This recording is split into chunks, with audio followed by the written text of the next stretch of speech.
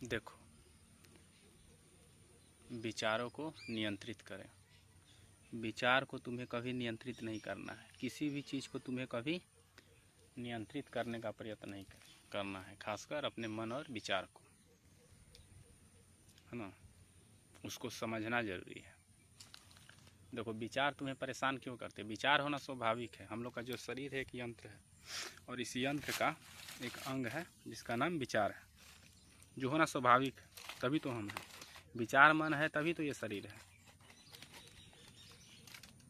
है ना। तो हम लोग का जो विचार है वो परेशान करती है, और परेशान करने का कारण क्या है? तभी तो तुम रोकना चाहते हो उसको। चलो थोड़ा निचले स्तर से समझें। देखो, जैसे कि मैं देख रहा हूँ, चारों तरफ देख रहा हूँ, है ना। किसी चीज़ के बारे में सोच रहा हूँ, ये सभी क्या है? विचार है। ऐसे विचार। लेकिन विचार करते करते क्या होता है? एक पॉइंट पर तुम फंस जाते हो। विचार करते करते तुम एक बिंदु ऐसा आता है जहाँ तुम फंस जाते हो। जैसे तुम ऐसे देख रहे हो, दुनिया घूम रहे हो, देख रहे हो, तुमने कुछ देख लिया, कुछ भी देख लिया, कोई भी चीज़ हो सकता है, ठीक, कोई भी चीज़ हो सकता है जिसे तुमने देख लिया, और वहाँ पर तुम्हारा विचार जाकर फंस गया, है ना। तो देखो, विचार होना स्वाभाविक है, वो होगा ही, लेकिन जिस क्षण तुम्हारा विचार जिस बिंदु पर अटका, तब समस्या है, वहाँ समस्या है, समझे। जैसे कोई भी चीज़ तुम देख रहे हो, कोई दिक्कत नहीं है। किसी विषय में तुम विचार कर रहे हो, कोई दिक्कत नहीं है। खाना खा रहे हो, खेल रहे हो, दुनिया घूम रहे हो, कुछ भी कर रहे हो, कहीं कोई दिक्कत नहीं। लेकिन समस्या तुम्हारा विचार कब बनाता है? विचार तो हमारे शरीर का एक अंग है, ऐसे समझो। तो जो विचार तुम कर रहे हो उसमें कोई समस्या नहीं है, लेकिन तुम्हारा विचार कभी कभी किसी बिंदु पर अटक जाता है, फंस जाता है। वहाँ से तुम्हें दुख महसूस होता है ना। ऐसे तो सुख में भी होना चाहिए, लेकिन सुख में नहीं होता, क्योंकि उस समय तुम लिप्त होते हो उसमें।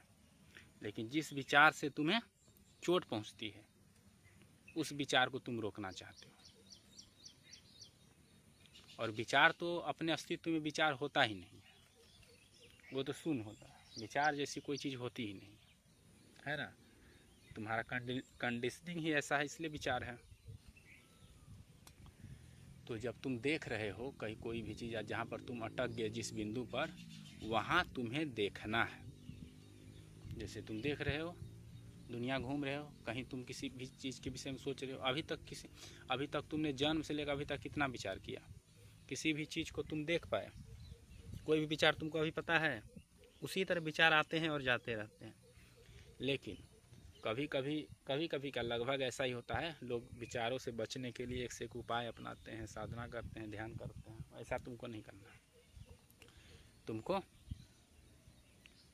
विचार जिस बिंदु पर अटके, जिस चीज़ पर अटके, उस चीज़ में कुछ ऐसा है। संसार की प्रत्येक चीज़ क्या है? वस्तु मात्र है।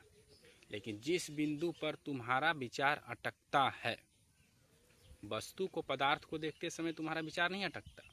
तुम ऐसे चीज़ को देख लेते हो जो तुम उसको अपना स्वार्थ के लिए इस्तेमाल करना चाहते हो, या अपना स्वार्थ उसमें देखते हो, इसलिए तुम्हारा विचार वहाँ फंसता है। तुम्हें उस पॉइंट से तुम्हें आसक्ति होती है। और उस पॉइंट से तुम्हें आसक्ति क्यों हो रही है? क्योंकि तुमने अभी तक उस पॉइंट को समझा नहीं है, वो जैसा है वैसा देखा नहीं है।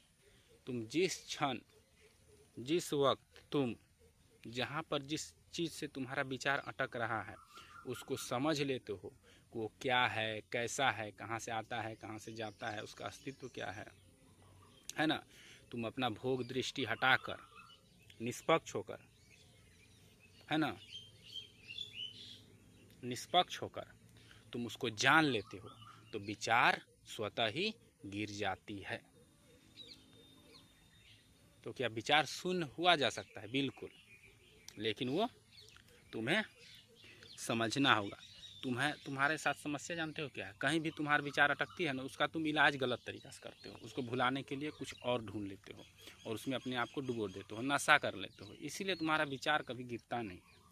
विचार तो होगा ही, खाना है, पीना है, सोना है, दिन भर तो हम लोग विचार में ही रहते हैं, लेकिन किसी भी चीज़ में फंसते नहीं हैं। तुमने रोज़ रोज़ खाना खाया लेकिन उसमें फंस रहे हो नहीं, क्योंकि जानते हो उसके बारे में कि मैंने खाना खा लिया, इसमें कुछ विशेष होने वाला नहीं है। तुम तो ध्यान भी नहीं देते खाना खाने में, तो तुम्हारा विचार वहाँ कहाँ से फंसेगी। लेकिन एक दिन मुंह में पत्थर चला जाए, कंकड़ चला जाए, कुछ चला जाए, तुरंत तुम्हारा विचार वहाँ पर चला जाता है। तो तुम्हारा विचार जो है एक बिंदु पर फंसता है, और वो फंसने का कारण है तुम्हारा उस बिंदु के प्रति अविद्या। जिस चीज़ के कारण तुम्हारा विचार फंसा उसके विषय में अविद्या। उस विषय को समझो, और उसी विषय को समझना ही तुम्हारे जीवन का उद्देश्य। जब तक तुम उसको समझ नहीं लेते, जब तक तुम उसको अच्छे से देख नहीं लेते, जब तुम देख लेते हो जैसा है वैसा, फिर मुक्त हो जाते हो। विचार जैसी कोई चीज़ नहीं, तुम्हारे विचार अटकती ही नहीं, वहाँ से सीधे निकल जाती है ना।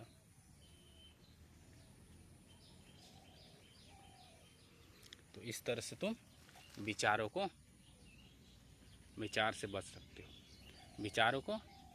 विचार से बचा नहीं जाता, विचारों को ढा सकते हो, वो स्वतः ही गिर जाती है ना। तुम क्या ऐसे चीज़ के बारे में विचार करते हो जिसका तुम्हारे जीवन से, तुम्हारे अस्तित्व से, तुम्हारे अहंकार से कोई मतलब न हो? क्या है? तुमने कभी विचार नहीं किया, क्योंकि उससे तुम्हारा कोई मतलब नहीं है, इसलिए विचार वहाँ नहीं। मतलब उस विषय से, उस चीज़ से तुम्हें कोई आसक्ति नहीं है, इसलिए तुम्हें उस विचार से कोई परेशानी नहीं है, इसलिए तुम उस पर दिमाग नहीं लगाते हो, क्योंकि उससे तुम्हें कुछ फ़ायदा नहीं दिखता। लेकिन जब तुम्हारा विचार किसी बिंदु पर अटकता है तो तुम उसको देखो और समझो कि तुम्हारा विचार उस बिंदु पर क्यों अटका। खुद के प्रति ईमानदार रहो, और ये देखने वाला कौन है? तुम स्वयं ही खुद के मित्र हो, और तुम स्वयं ही खुद के शत्रु हो, है ना। तुम स्वयं ही खुद के मित्र हो, तुम स्वयं ही खुद के शत्रु भी हो। जब तुम विचारों को विचार जब तुम्हारी अटक जाती है तो तुम्हें रुक कर अपने खुद से उसे समझना होगा, उसे यथार्थ में जैसा है वैसा देखना होगा, अपने वहाँ आसक्ति नहीं लगाना है। तुम्हें वहाँ कामना वाली दृष्टि नहीं रखनी है। नहीं तो कामना वाली दृष्टि रखोगे, आशा वाली दृष्टि रखोगे, तो उस विचार तुम्हें पकड़ेगा ही, और तुम उसके निष्पक्ष साक्षी नहीं हो पाओगे, उसे तुम देख नहीं पाओगे। और जब तुम सही से देख लेते हो तो तुम्हारे जितने भी विचार हैं, उस वस्तु के प्रति कल्पनाएं हैं, वो वस्तु जो तुम्हारे विषय बन गया था वह स्वतः ही गिर जाती है ना। वो जड़ है, उसमें तो कुछ है ही नहीं। तुम्हारे कुछ मान्यताएं ऐसी बन गई है, कंडीशनिंग ऐसे दिमाग में हो गई है कि तुम्हें उसमें कुछ खास दिखता है, इसलिए तुम्हारा विचार फंस जाता है। जैसे तुम्हारा शरीर है, इसी में कुछ प्रॉब्लम हो गया तो तुम्हारा विचार अटक जाती है, सोचने लगती है। क्यों सोच रहे हो? तुम जानते नहीं हो शरीर के बारे में, तो तुम इकलौते नहीं हो। ये कभी शरीर स्वस्थ रहता है, कभी बीमार पड़ता है, इसमें कभी कुछ भी हो सकता है। मांस का शरीर है ना, मिट्टी का शरीर है, कभी भी इसके साथ कुछ भी हो सकता है, फिर भी तुम उसके विषय में विचार करते हो। बस तुम इतना जान लो कि शरीर क्या है, बस तुम्हें शरीर से जुड़ी हुई कोई भी परेशानी सताने वाली नहीं, है ना। किसी भी चीज़, कहीं भी तुम फंसते हो, उसको जानते रहो निरंतर, और जानते जानते एक समय ऐसा आएगा तुम्हारे पास तो विचार होंगे लेकिन तुम नहीं होगे, क्योंकि विचार जब अटकता है तभी तुम प्रकट होते हो ना। और उस समय तुम होगे भी तो तुम साक्षी स्वरूप होते हुए भी तुम नहीं हो। वही जो हो उस समय तुम्हें स्वयं ही इसका बोध होगा। अनंत शांति के जैसा, है ना। तो तुम अपने विचारों को देखना जारी करो। उसके लिए कोई प्रैक्टिस बना। देखो नाम आदमी जपता है, नाम जपने से क्या होता है, नाम जपने से उस विचार को तुम भूल जाते हो। कुछ देर के लिए विचार को भूल जाते हो, दूसरा विचार आ जाता है, फिर विचार को भूल जाते हो, दूसरा।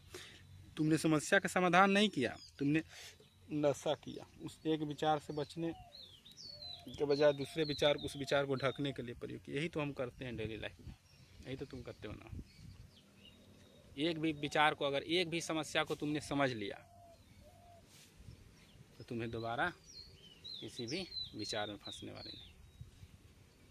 लेकिन जहाँ कहीं भी तुम फंसो, उसको देखो, उसको समझो।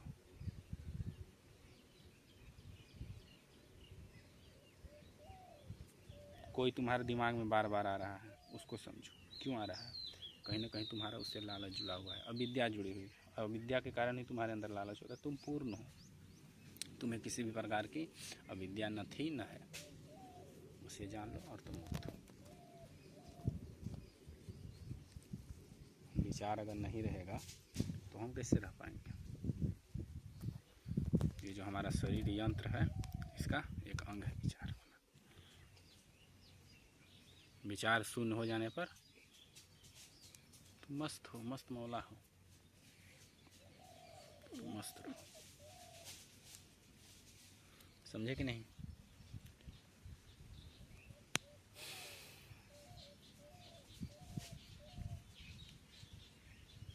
विचारों से भागने का प्रयत्न मत करो, विचारों को देखो। और देखने की जरूरत हमेशा नहीं है। जब तुम्हारे विचार अटकते हैं किसी बिंदु पर, जिस विचार से, जिस बिंदु से, जिस पॉइंट से तुम्हें पीड़ा महसूस होती है, उसको समझो। दुख महसूस होता है, परेशान करती है, उसका कोई बिंदु है, वहाँ पर अपना चाबी लगाओ और उसको खोलकर अच्छे से देखो। और देखने के लिए तुम्हें खुद के प्रति ईमानदार होना होगा, समझे। नहीं तो कुतर्क करने लगोगे कि नहीं इसमें क्या है, ये तो मुझे चाहिए ही, इसके सिवा मेरा काम नहीं चलने वाला है। वहाँ तुम कुतर्क नहीं कर सकते अगर खुद के प्रति ईमानदार नहीं हो, है ना। मैं ही मैं का उद्धार कर सकता। खुद से ही खुद को जान लो, खुद से ही खुद को जान लो। मन स्वयं ही खुद का मित्र भी है और शत्रु भी है। मन, बुद्धि, विचार लगभग एक ही थाली के तीनों हैं। तो तुम खुद ही स्वयं के शत्रु हो और खुद ही स्वयं के मित्र हो। तो विचारों को तुम्हें रोकने का प्रयत्न नहीं करना है, उसे सिर्फ देखना है। और तुम्हें देखने की भी ज़रूरत नहीं है अगर आसक्ति नहीं है तो। अगर तुम्हें किसी भी चीज़ से कोई आसक्ति नहीं है तो तुम्हारे विचार तरल के समान सरल होंगे, चिकना, कोई ब्रेक नहीं। आया, अपने उद्देश्य से, अपने उद्देश्य का पूरा किया और चला गया। कोई भी विचार आया, अपना उद्देश्य, जिस उद्देश्य से आया था, अपना उद्देश्य पूरा किया और चला गया। और ऐसा विचार वो होता ही नहीं। विचार तो तभी प्रकट होते हैं जब